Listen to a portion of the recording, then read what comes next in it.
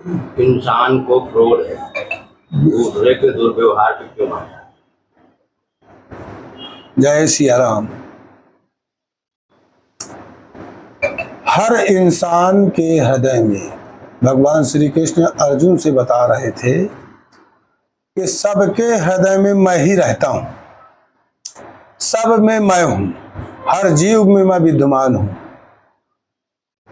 तब अर्जुन ने कहा कि जब आप सब जगह हैं, मेरे में भी है, मेरे काका के में भी है, भीष्म में भी है, तो आप क्यों लड़ते हैं, क्यों लड़ाई करवा रहे हैं, क्यों युद्ध करवा रहे हैं?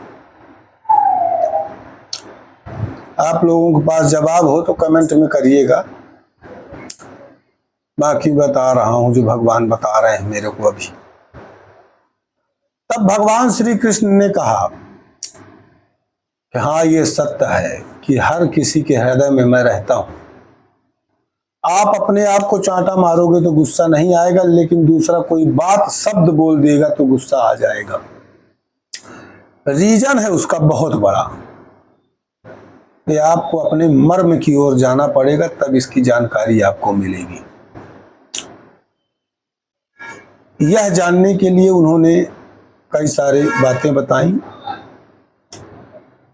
जब मनुष्य का शरीर कुछ ना कुछ त्रुटि करता है और उसको आत्मबोध होता है कि हाँ, हमने यह गलत किया, तब अपने द्वारा किए गए उस कर्म पर भी उसे बहुत दुख होता है। क्रोध जब आदमी सक्षम होता है तो सामने वाले को दंडित करता है, अपने आप को दंडित करता है। कुछ नहीं बिगाड़ पाता तो रोता है, रोना भी एक क्रोध है। और भी कुछ रो भी नहीं पाता तो फिर ईश्वर से पुकार करता है कि हे भगवान तुम देखना, और यदि सक्षम है तो स्वयं अपनी ताकत दिखा देता है।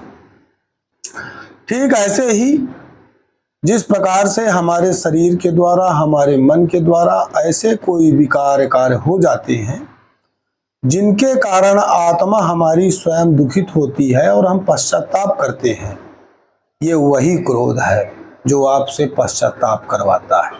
आप अपने शरीर के ऊपर ही दुखी हो गए। ठीक ऐसे ही जब दूसरा व्यक्ति, जो राम आपके हृदय में है वो राम उसके हृदय में भी है, उस व्यक्ति द्वारा भी ऐसा कोई कृत्य किया गया, ऐसा काम किया गया कि आपके हृदय को अच्छा नहीं लगा।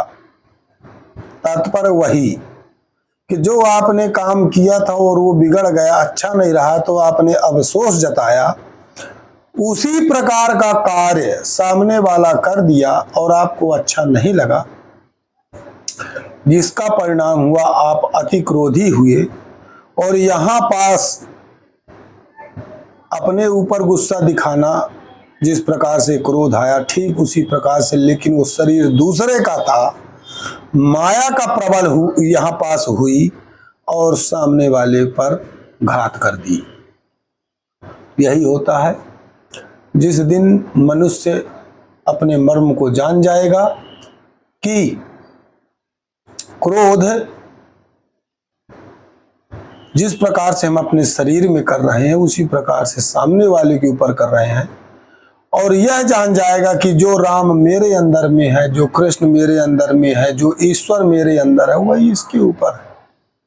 हम किसी को माँ बहन की गालियां देते हैं तो अपने आप को ही देते हैं, किसी को देते थोड़ी है, क्योंकि इस सृष्टि में एक ही माँ और एक ही पिता आया था। आज हम सब उसी की संतान हैं और व्यर्थ है। मैं भी बहुत लोगों को गालियां देता था, बहुत लोगों से लड़ता था, लेकिन मेरे हनुमान जी महाराज जब मेरे को ये सारी चीज़ों का बोध दिलाया, तब से मैं सब त्याग दिया हूँ। अब मैं किसी गाली नहीं देता हूँ, ना मैं किसी को गुस्सा करता। तो यही आप सभी से आग्रह है, जब आप ईश्वर की शरण में चले जाएंगे, साधु संतों की शरण में चले जाएंगे, आप संत किसी शरीर से नहीं मान सकते। दाढ़ी बढ़ा लेने से, चंदन लगा लेने से संत नहीं होता, संत आत्मा से होता है, उसकी आत्मा टटोलनी पड़ती है। यदि संत की आत्मा टटोल लिए, वो पुष्प की तरह कोमल आत्मा होती है।